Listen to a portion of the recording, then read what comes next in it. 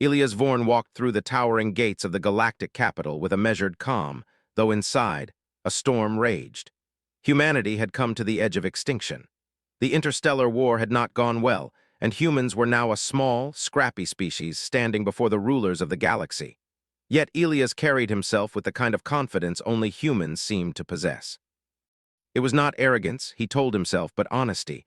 Honesty and a refusal to bow to fear. The palace stretched endlessly above him. Its crystalline towers reflected the light of distant suns, and its walls seemed impossibly thick and old. The air was filled with a quiet hum, the kind that made every step echo as if the palace itself were alive, listening. Elias had prepared for weeks for this moment. Diplomacy guides said never to speak out of turn. They warned him of the queen's temper, her ice-cold judgment.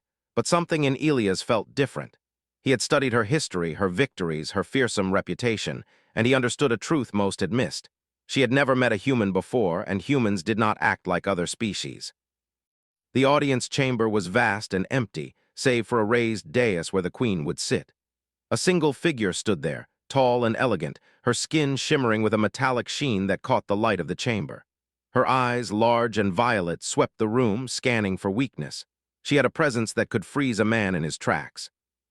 Most species entering this room quivered, lowered their heads, and spoke only the words they had been rehearsing for weeks, fearful that any deviation would spell death.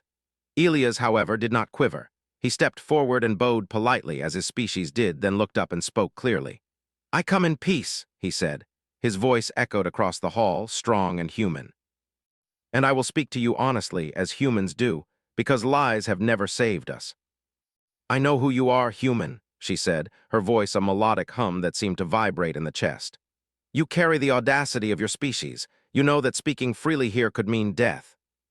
It is how we understand each other, and it is how we survive.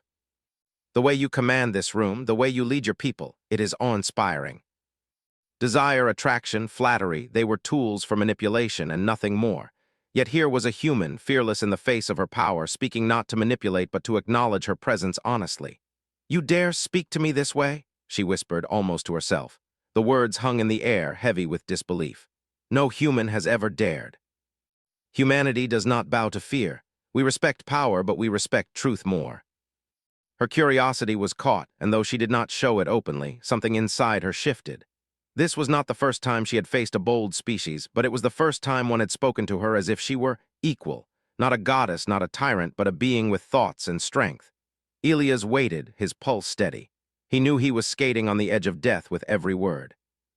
Most humans would have cowered at this point, tried to smile or apologize.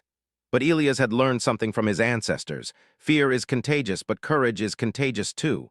And sometimes courage could change the course of history. The queen rose from her dais. She was taller than any human, her limbs long and graceful, her movements precise, yet there was an air of curiosity in her stance that was entirely new. She circled him slowly, as though studying a rare artifact. Elias did not flinch. He held her gaze, steady and unwavering. "You speak freely," she said. "Not for gain, not for fear, not for survival, though you know it could mean death." "Why?" And then she spoke words that would mark the beginning of something entirely new. "Perhaps I have underestimated your kind." Silence in her culture was never a neutral state, it was judgment. And in this silence, Elias felt something unprecedented. She was thinking, truly thinking, not with fear, not with calculation, but with curiosity. Finally, she spoke again. "Leave your weapons outside the chamber, human." "Of course." The walls were lined with crystalline structures that pulsed softly, as if alive, and strange symbols hovered in the air, glowing faintly. Elias could feel the weight of history pressing around him. Generations of rulers, wars, victories, and betrayals seemed to linger in the air. And yet, for the first time, Elias did not feel fear. He felt potential, possibility. "You humans are unusual," the queen said softly, almost as if she were speaking to herself. "Your species dares things that logic tells you not to. You do not fear, you do not bow, you speak truth." Light from the crystalline walls refracted around her, creating a halo of color. Elias looked at her, fully aware of the stories he had heard. She was powerful beyond imagination. She could crush planets, manipulate armies, even bend laws of physics through the artifacts she commanded. And yet she was listening to him, not as a ruler to a subject, but as a being hearing a perspective she had never known. "Humans are dangerous," she whispered. Not because of strength, not because of armies, not because of weapons, but because you challenge. Even when it is dangerous. It was not the shift of fear or anger. It was the shift of possibility. He was no longer merely a human envoy standing before a queen. He was a bridge, a test, a challenge to the way an entire species had lived for millennia. The sound of footsteps drew his attention back to reality. The queen's advisors had gathered at the door, whispering urgently. Some were angry, some confused, some excited. But the queen raised a hand and the whispers ceased. She did not need words. Her presence alone commanded silence. And in that silence she turned to Elias and said something that would echo through human history. No one has ever dared speak this way to me. You are not afraid. It was not a smile of amusement. It was not a smile of mockery. It was a smile of recognition, a smile that acknowledged truth, a smile that hinted at the beginning of something extraordinary. And in that moment, humanity's first step in a galaxy of fearless conquerors and ancient powers was not taken with weapons, not with armies, not with strategy, but with words. Words spoken boldly. Words spoken honestly. Words that dared to respect, to admire, and to challenge. Elias Vorn had survived the first meeting not by cunning or deception, but by being human.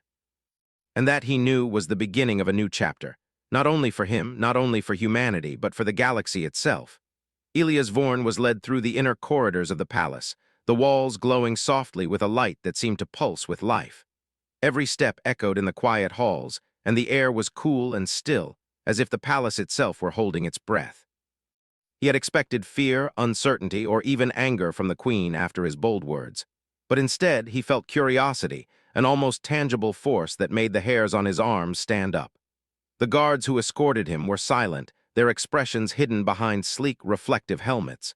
They had been instructed not to speak. Elias understood. Every movement, every step was part of a test, a way for the queen to measure his courage and his honesty. Most humans would have faltered under such scrutiny. He smiled faintly to himself. Humans did not falter easily when their minds were set, when their purpose was clear. The chamber they brought him to was smaller than the audience hall, but no less imposing.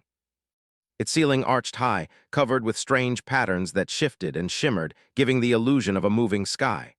Crystal pillars reflected the soft light, making it feel as if stars were trapped within them. The queen did not follow immediately. Instead, she waited, standing just outside the chamber with her head slightly bowed, her hands folded. Elias had no doubt she was studying him, calculating, deciding how far she could trust this human who had dared to call her magnificent. A single guard motioned for him to sit. He did, careful not to seem too casual. He knew that in alien courts, posture could speak louder than words. The queen stepped inside after a few moments. She moved with the grace of a predator, yet there was no menace in her steps this time, only curiosity. "Sit," she commanded, her voice softer than before. Elias obeyed, keeping his eyes on her. "I have questions," she said, pacing slowly. "Questions about your kind, your species. You speak with confidence that borders on arrogance. You are not afraid of what may happen to you here." "Why?" "That is how humans have survived against species stronger than us, and against worlds larger than our own." These qualities were foreign to her people. They had abandoned such weaknesses long ago. "And your honesty," she said finally, her violet eyes meeting his. "It is not common. Most species hide their intentions, even from themselves. You speak freely. Why?" "We cannot cooperate, cannot grow, if we do not face the truth, even when it is dangerous." "Because it is true. The way you command this empire, the way you move, no one else can do what you do. You are unlike any being I have ever met." But humans did not manipulate. They felt, they acted, they survived through courage, through emotion. "You speak boldly," she said. "Boldness is not always strength. Sometimes it is foolishness. And yet there is a spark in you, human. Perhaps it is what your kind calls bravery. Perhaps it is your nature. And sometimes it is to challenge the rules that others fear to break. That is what makes humans strong." Elias watched carefully, knowing these were not just decorative. This was part of her power. Her species had mastered the manipulation of energy and thought, creating devices that could influence matter itself. And yet she did not use them to test him. Not yet. She wanted something more. "You humans," she said finally, her voice soft, "have emotion. Fear, hope, desire, admiration. It is chaos to us. We abandoned these long ago. We believed emotions made us weak. And yet here you are, surviving, speaking, even admiring, and still alive. Explain this." Fear tells us when to act carefully, but courage tells us when to act boldly. Desire motivates us, hope drives us, and admiration reminds us of what is possible. Emotions are not weakness, they are tools if we learn to use them. And yet this human spoke with a clarity that was almost revolutionary. She had never met a species that not only survived but thrived by embracing what she considered a liability. "You speak as if emotion is power," she whispered, more to herself than to him. "That it can guide victory. And it can make us leaders because we understand each other, not just rules but hearts." Humanity had arrived in her empire not as soldiers or conquerors, but as something else entirely, a species brave enough to speak truth to power. Finally, she spoke, her voice steady but filled with an almost musical resonance. "Perhaps I should learn from you, human. Perhaps your kind has truths my empire has forgotten. But I do not seek to teach for gain or power. I teach because truth matters, understanding matters, that is what makes us human. One misstep, one word too many, and your life could end." He was a symbol of something the Queen had never encountered: honesty, courage, and the unshakable spirit of humanity. His quarters were simple compared to the palace's grandeur. Crystal walls reflected soft light, and the bed was more functional than comfortable. But Elias did not need comfort. He needed time to plan, to think, to understand the Queen's motives. Humanity had survived against impossible odds before, and they would do so again, but only if they understood those who wielded power without emotion. Later, a quiet knock came at his door. Elias opened it to find a servant, not with weapons or chains, but with a small, glowing device. "The Queen requests your presence," the servant said, voice polite and neutral. "She wishes to discuss understanding humans. And yet, you do not use it to manipulate, to coerce, or to deceive. Most species would do so in your position. Why not? That is why I can speak to you as I do, because I do not need to manipulate, only to be honest." Humanity had survived countless threats, faced impossible odds, and emerged stronger because they dared to feel and speak the truth. And now, in the heart of the most powerful empire in the galaxy, a human was daring to teach a queen the same lesson. The palace hummed with a quiet tension that seemed to follow Elias wherever he went. Since his first audience with the Queen, the air had shifted. Humans, who had always been seen as fragile and clever only in their adaptability, were now regarded with suspicion, fascination, and, secretly, respect. But fascination often brought danger. The palace had its own rhythm, its own rules, and factions within the Queen's court were already whispering, questioning why this human was allowed to speak so freely. Elias walked carefully down the corridor to meet with the Queen again. This time, the Queen herself had requested the meeting.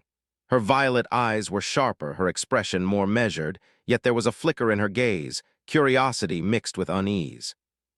She was beginning to understand something Elias had long known. Humans were dangerous not because of strength, but because they dared to act without fear, guided by truth and emotion.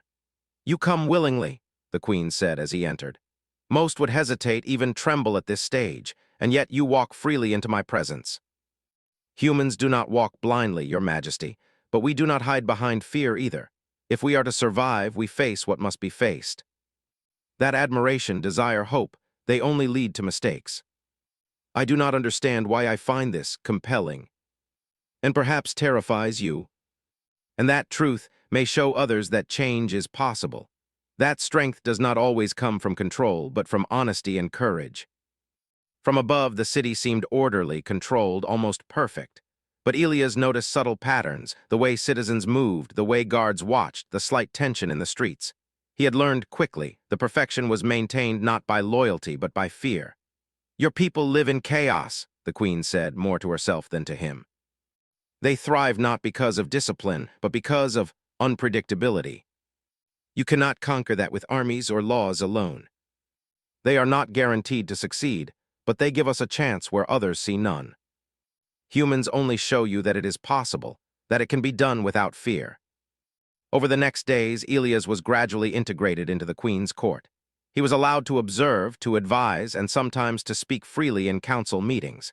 Every time he spoke, whispers spread through the court. Some ministers and generals viewed him as dangerous, a corrupter of tradition. Others were quietly intrigued. A few were bold enough to watch him closely, trying to understand why the Queen, the absolute ruler of one of the most powerful empires, allowed a human to stand beside her unafraid. Elias noticed the tension, but he did not falter. He had learned that humans thrived under pressure, and that their greatest strength came not from weapons or technology, but from presence, courage, and honesty. He spoke plainly, never flinching, never trying to impress, only sharing his thoughts openly. And slowly he began to see change. The Queen, once distant and untouchable, began consulting him on matters of policy and governance. She asked questions about human diplomacy, about how humans inspired loyalty, about how humans maintained courage in the face of overwhelming odds. Elias explained how humans relied not just on fear or strength, but on trust, understanding, and emotional connection.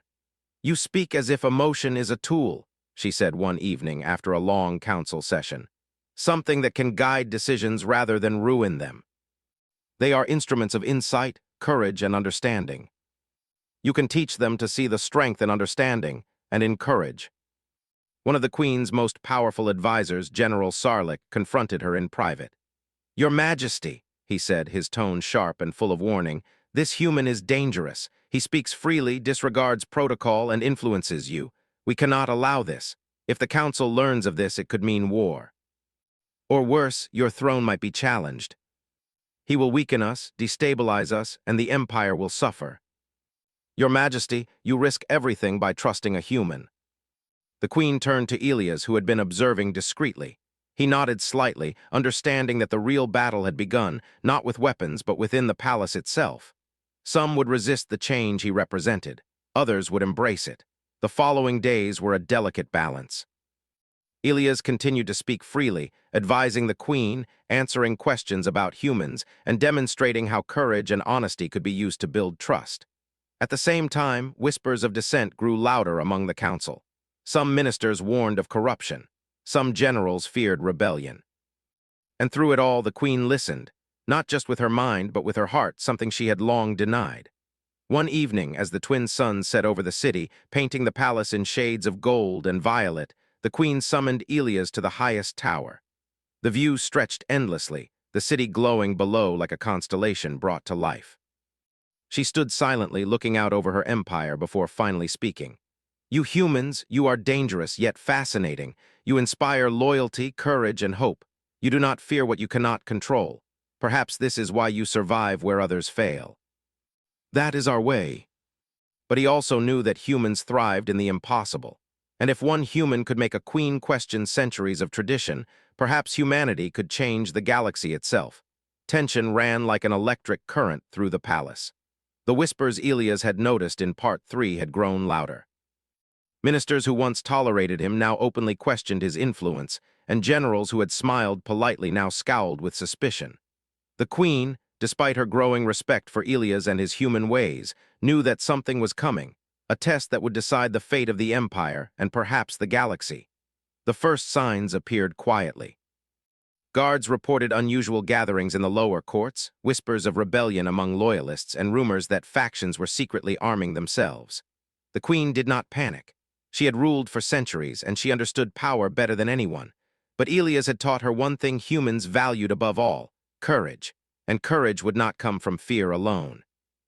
One morning, alarms sounded through the palace, echoing against the high crystal walls. Soldiers rushed through the corridors, their boots ringing like thunder.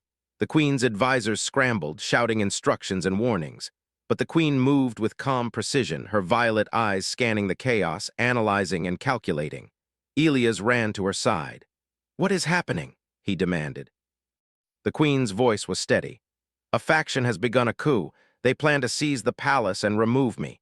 They see the influence of humans as weakness, and they believe the time for power is now.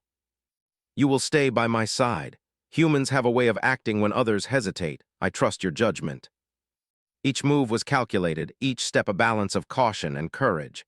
In the council chamber, the Queen directed her loyalists, issuing orders with a voice that commanded absolute obedience. Yet even she relied on Elias for advice. "What do we do about the northern gates?" she asked. "If they fall, the coup spreads too quickly." "I will lead a small group to intercept the rebels before they reach the council. The element of surprise is on our side if we move now." Moving through the twisting corridors of the palace, he led a group of loyal guards to a strategic choke point. Rebels were advancing, confident in their numbers, but they had not anticipated humans, courage, or speed. Elias and the guards engaged quickly. The fight was intense but efficient. Humans had no superior strength, but they had bravery, adaptability, and the ability to read others. They moved with precision, coordinating strikes, blocking paths, and forcing the rebels into confusion. One by one, the attackers fell back, retreating from the unexpected resistance. Meanwhile, in the throne room, the queen faced her own challenge. A group of elite rebels had reached her door, intent on capturing her. She did not panic. She had spent centuries mastering control, yet she now relied on the courage humans had taught her to value. She stood her ground, her presence alone forcing hesitation among the rebels. Elias arrived just in time, joining the queen and her loyal guards. "Stand together," he shouted. "Do not retreat. We hold this palace, not with fear, but with courage." The battle raged through the palace, echoing in the crystal halls. Rebels tried to split the forces, but humans adapted. They protected civilians, guided the queen to secure positions, and used strategy instead of brute force. Slowly, the tide began to turn. The rebels, unprepared for coordinated courage and unity, faltered. At one point, a massive intruder broke through a side hall, charging toward the queen. Elias intercepted him, using his agility and quick thinking to block the path. The intruder was strong, but Elias was faster, smarter, and willing to risk himself for the queen. He forced the attacker back, creating space for her to maneuver. "You are fearless," the queen whispered as she took a safer position. "Your kind teaches me much. Your people's courage, it saved this palace today." But never had she witnessed courage like this, undaunted, honest, and fearless. In that moment, she began to understand what humans truly offered. Strength was not only in weapons or control, it was in heart, mind, and spirit. In the following hours, the palace was secured. Rebel leaders were captured, interrogated, and contained. Civilians were safe, and loyalists rallied to the queen, inspired by what they had witnessed. The city outside watched in awe as the palace withstood the coup, not through brute power alone, but through courage, intelligence, and unity. The queen summoned Elias to the central tower. They stood together, looking out over the city, now calm under twin suns. "You have shown me what humans can do," she said softly.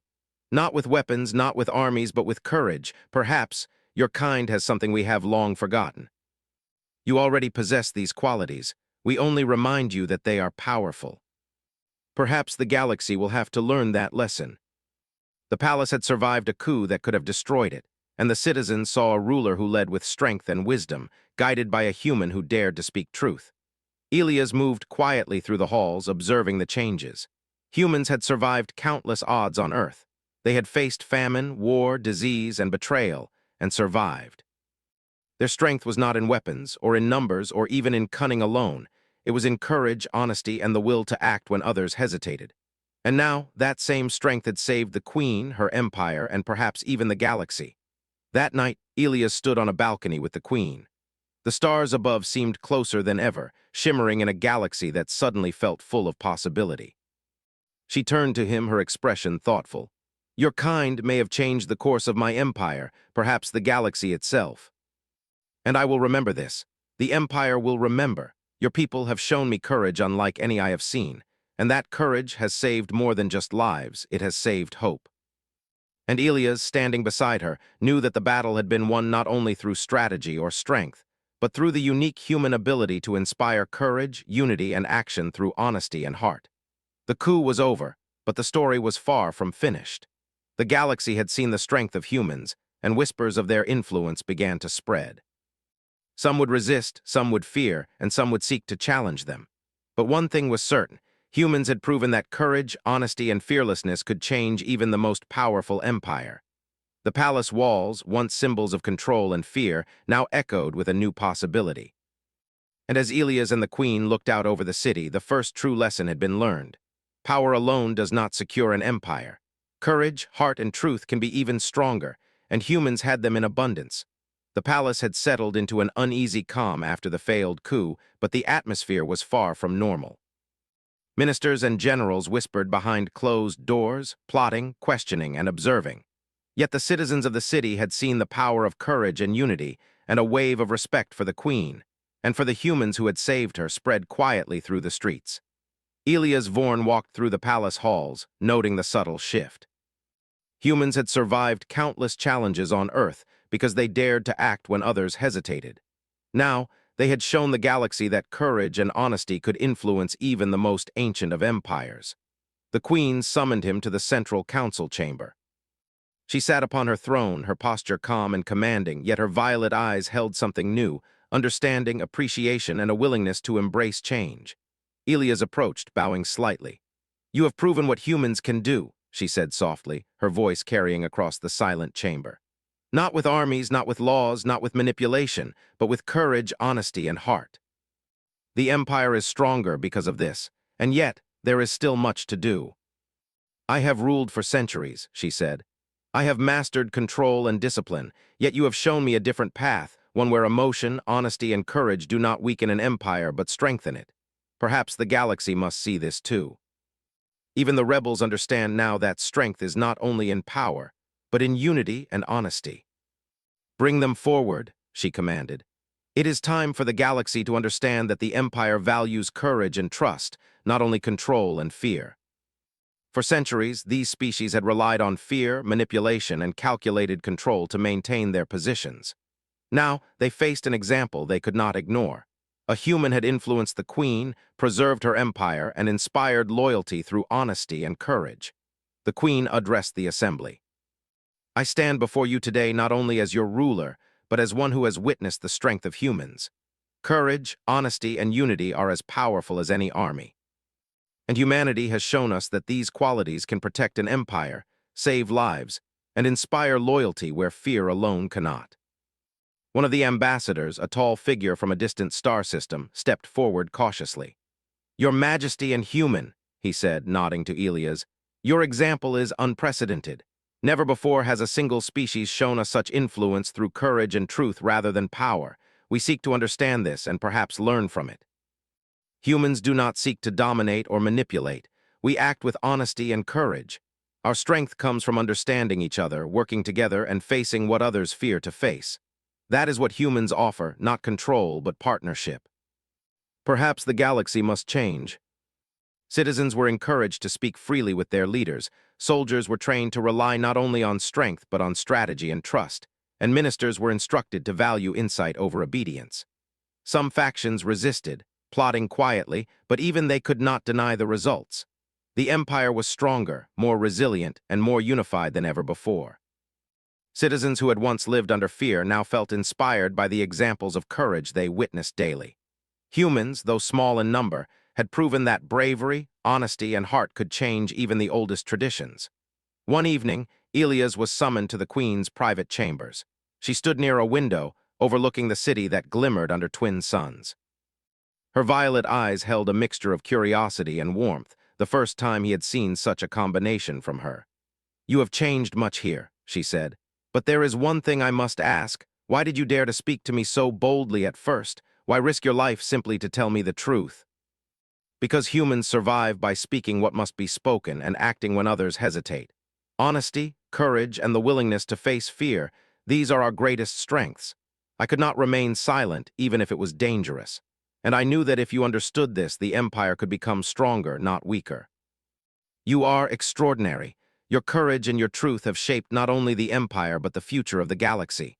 I will remember this always." Neighboring empires sent envoys to observe, learn, and negotiate. Alliances were formed based on trust and mutual respect, not fear. Wars that might have begun were postponed, as leaders saw the strength of honesty and courage reflected in the humans who had saved an empire. The queen publicly acknowledged Elias and humanity. In a historic address, she declared that humans were not only allies, but examples of a species whose bravery, honesty, and adaptability could inspire the galaxy. "The most dangerous species," she said, "is not the one with the strongest armies or the deadliest weapons. It is the species that dares to face fear, speak truth, and act with courage. Humanity is that species." In the palace, Elias and the queen walked together along the balcony overlooking the city. The twin suns cast long shadows, and the air carried the faint hum of life and energy. "You humans are remarkable," the queen said quietly. "You inspire not through fear but through honesty, not through strength but through courage, and not through rules but through action.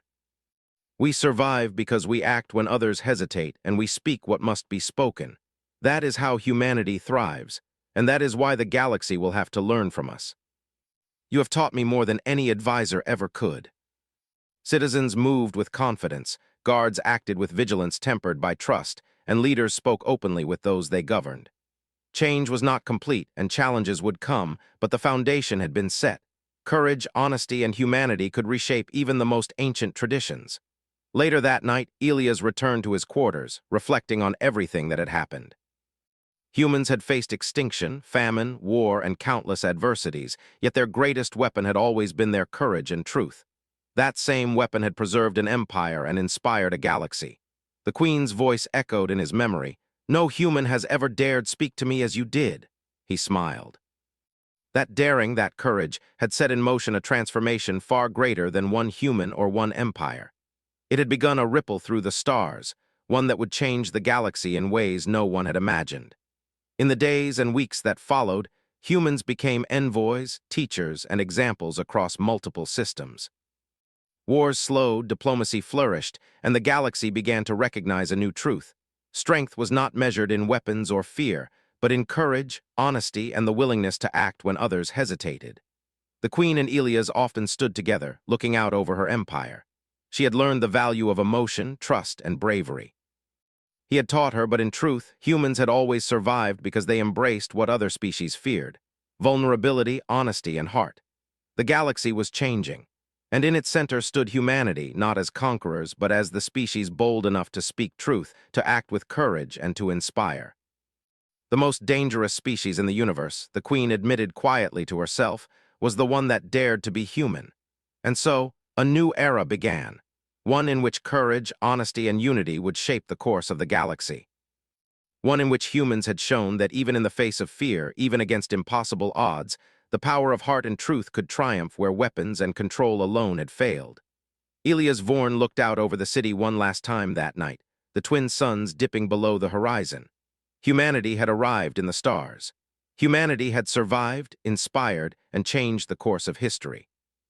And the galaxy would never be the same.